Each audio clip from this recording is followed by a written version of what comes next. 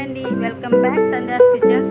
మనం ఎంతో రుచికరమైన మునక్కాయ చట్నీ చూసేద్దాం పదండి. ముందుగా మనం కట్ చేసుకున్న మునక్కాయల్ని 30% ఉడికించుకోవాలి. చెప్తున్నానండి, 30% అంటే 30% ఉడికించుకోవాలి. ఆ ఉడికిన వాటిని పక్కన ఉంచుకొని చల్లార్చుకోవాలి. ఇందులోకి కారం, 5-6 వెల్లుల్లి రెబ్బలు, ప్రిపేర్ చేసుకున్న జీలకర్ర, మెంతు పౌడర్,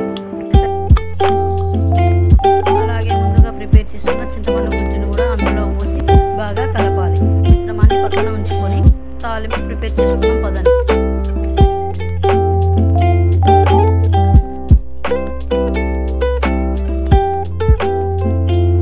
పచ్చగా దంపుకున్న వెల్లుల్లి రెబ్బలు, జీలకర్ర మరుగుతున్న ఆయిల్లో వేయాలి. వెల్లుల్లి రెబ్బలు గోల్డెన్ బ్రౌన్ కలర్లో వచ్చేంత వరకు వేపుకోవాలి. అంతే అండి, ఎంతో సింపుల్గా రెడీ అయిపోయి మునక్కాయ పచ్చడి రెడీ.